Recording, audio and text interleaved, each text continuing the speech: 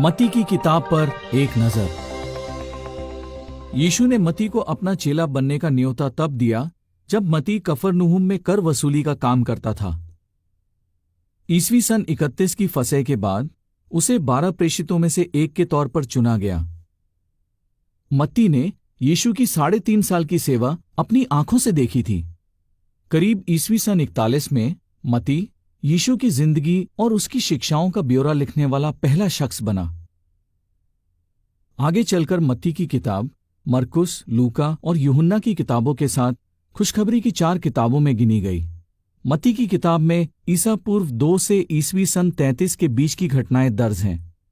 ये किताब यीशु के जन्म से शुरू होती है और इस आज्ञा से खत्म होती है, जाओ लोगों को मेरा चेला बनना सिखाओ। हालांकि मत्ती की किताब यूनानी शास्त्र की पहली किताब है, लेकिन सबूत दिखाते हैं कि इसे पहले इब्रानी भाषा में लिखा गया था। कुछ समय बाद शायद खुद मत्ती ने इस किताब का यूनानी भाषा में अनुवाद किया था। इस किताब को 28 अध्यायों में बांटा गया है। पहले 18 अध्यायों को आमतौर पर विषय के मुताबिक लिखा गया है और इनमें ज्यादातर यीशु की शिक्षाएं पाई जाती हैं। 19वें अध्याय से मत्ती यीशु की जिंदगी के आखिरी दिनों की घटनाओं के बारे में लिखता है, अक्सर उस क्रम में जिसमें वे घटी। मत्ती की किताब में दर्ज करीब 40% जानकारी ऐसी है जो बाकी खुशखबरी की किताबों में नहीं दी गई है।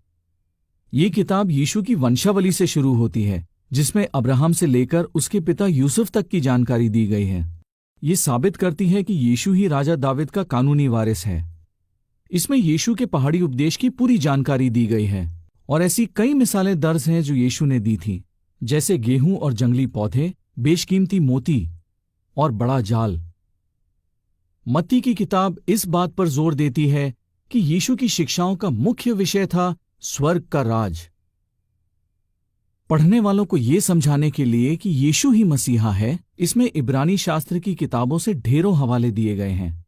इस तरह मत्ती की किताब इब्रानी और यूनानी शास्त्र को जोड़ने वाली एक अहम कड़ी है।